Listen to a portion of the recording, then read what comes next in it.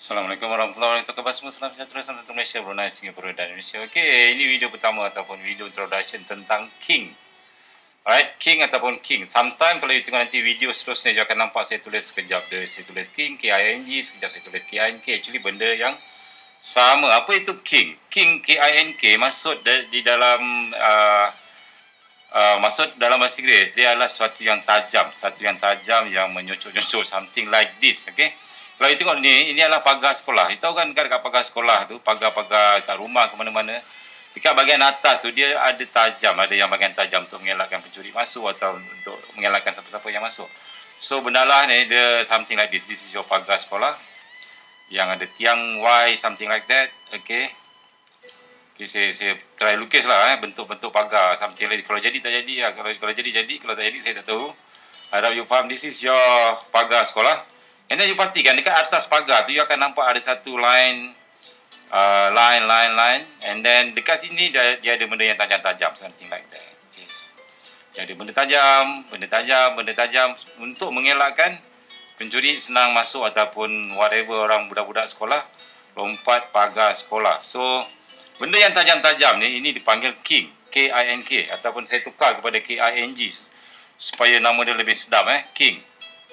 So macam mana kita gunakan ni sebagai dekat MT4, macam mana kita boleh gunakan dia dekat MT4. Kalau dekat pagar sekolah ni lah line yang lain pagar, tetapi di MT4 kita akan gunakan line SNR, support and resistance line. Ini support and resistance line, this is your SNR line, this is your SNR line. And then you akan jumpa King tersebut. You akan jumpa King di SNR tersebut, di tempat-tempat yang penting. Saya padam balik lukisan ni.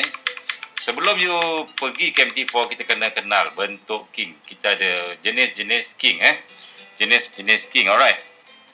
Kalau saya lukis, katakanlah first kali kita ada double maru King. Siapa yang pernah belajar dengan saya dah biasalah pattern double maru. Let's suppose katakanlah price turun ke bawah, saya tukar candlestick warna merah. And then dia ada shadow bawah. Okay. And then price turun ke bawah lagi. Okay. And then dia ada shadow ke atas. Okay. Siapa yang pernah belajar dengan saya dia tahu ini adalah, katakan ini CS nombor 1. Okay. Ini CS nombor 2. CS nombor 1 ni dia besar turun ke bawah dengan body yang sangat besar. And then dia tinggalkan shadow ke bawah. Okay. CS nombor 1 bila besar ke bawah ni kita panggil dia sebagai CS Maru Bozu. Okay. And then bila dia close kat sini, dia turun ke bawah and then dia tinggalkan shadow pendek and then dia close kat sini. And then dia open dekat CS nombor 2 ni, dia naik atas sikit. Dia tinggalkan shadow and then dia close di bawah. Dia close di bawah pun body dia pun besar juga. So ini dipanggil Maru Bozu juga. Okay. Dia besar, body dia besar, shadow dia pendek. Oleh kerana kita ada dua maru bozu, maka dua candlestick ni dipanggil double maru. Ini double maru bozu. Saya pendekkanlah jadi double maru ataupun DM, DM ataupun double maru. So dekat mana King dia? Alright. King di bahagian, kalau you faham, okay, introduction to King ialah cocok. Kalau you tahu kita punya King ialah cocok bawah, cucuk atas. Cucuk bawah, cucuk atas, balon kan. Kita punya konsep cucuk bawah, cucuk atas, balon. Alright. So, dekat candlestick ni mana yang cucuk bawah dan mana cucuk atas? Of course, dia punya shadow. You kena perhatikan dalam candlestick satu ni, you perhatikan shadow dia ni cucuk bawah and then dia close kat sini. CS nombor 2, dia cucuk atas and then dia terjun ke bawah. So, inilah konsep King, iaitu cucuk bawah, cucuk atas, balon. Maksudnya cucuk bawah, cucuk atas. Apa you buat? You jangan balon dulu. You tandakan marking dia punya zone. Ini adalah zone. Zone kita, okay? Ini adalah zone King kita. Alright, tetapi untuk sell apa kita buat nanti, next video seterusnya you akan ambil shadow atas saja, okay? Actually, you ambil shadow atas saja. Okay, kenapa benda ni berlaku? Sebab ini di dalam supply and demand, pergerakan ini adalah drop, base, drop. Okey, tempat shadow sini, tempat shadow cucuk bawah, cucuk atas, daripada bawah sampai atas, ini dipanggil drop, base, drop. Okey, you boleh tengok dekat bahagian video basic, drop, base, drop. Okey, drop, base, drop sangat kuat, terutama drop, base, drop yang break support. Alright. So, dekat sini, apa kita buat nanti, kita nak tandakan zone, you akan tengok contoh nanti. Bila you ada price turun ke bawah, double maru macam ni baru bozu, apa yang kita nak lah, kita nak shadow atas ni je bang. Kita tandakan zone shadow atas ni dipanggil king zone. Okey. King zone. Kenapa? Sebab nanti kita nak sell bila price datang. Katakanlah price dah turun ke bawah, dia naik atas, masuk ke kawasan king zone ni, kita akan start balon. Balon sell, kita balon sell, stop loss dekat atas. Simple, very very simple. Maksudnya you jumpa cucuk bawah, cucuk atas, balon. Tetapi jangan lupa lokasi.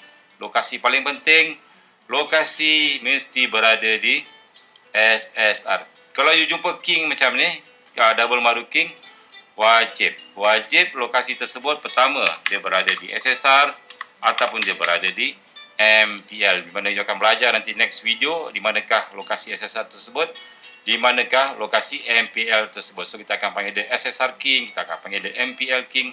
Wajib lokasi king tersebut mesti selari dengan SSR dan MPL. Begitu juga dengan king kat sini. King ni kalau tak ada line sini, dia tak valid. Dia tak valid. Sini dia ada satu line, and then baru dia jadi king.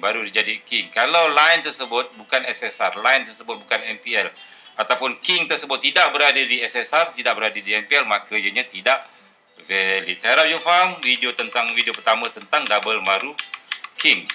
Okey, double maru king. You ada maru bozu pertama, maru bozu kedua, and then you ambil shadow. Okey, yang kedua, doji king. Apa itu doji king? Doji king mempunyai konsep yang sama dengan double maru. Let's suppose katakanlah price turun, membuat shadow. And then di sini price tidak membuat maru bozu kedua. Kalau tadi kita ada lepas dia close maru bozu pertama.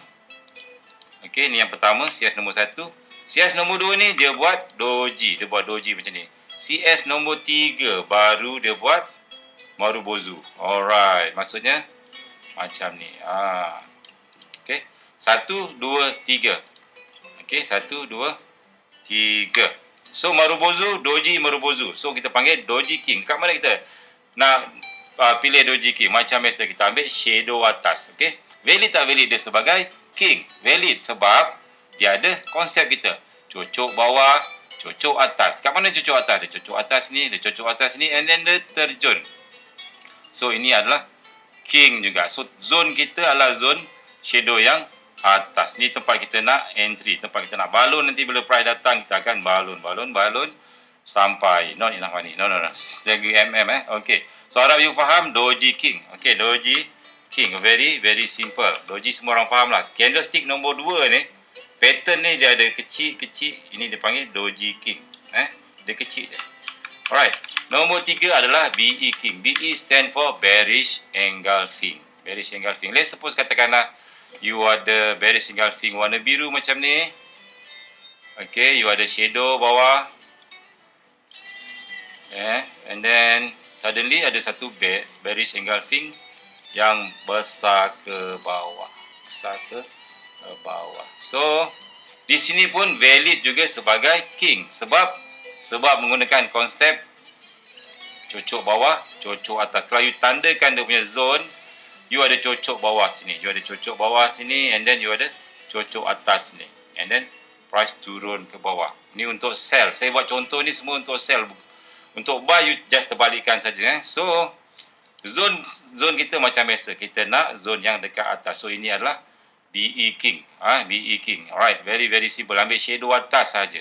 Ambil shadow atas sebab kita ada bearish engulfing king. Okey, contoh yang ketiga adalah BE merah king. Dia bearish engulfing juga, tetapi dia merah. Maksudnya dia macam ni, candlestick merah.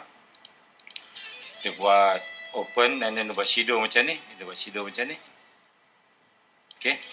And then let's suppose price turun ke bawah, laju ke bawah, tetapi shadow dia panjang melebihi CS nombor 1 punya shadow. Okey, CS nombor 1 punya shadow. Ini dipanggil bearish engulfing merah. Ini nombor 1, ini nombor 2. So dekat mana dia punya zone, ataupun dekat mana dia punya zone king tersebut? Kalau sebelum ni kita just ambil yang cucuk bawah, cucuk atas, kita ambil kat sini.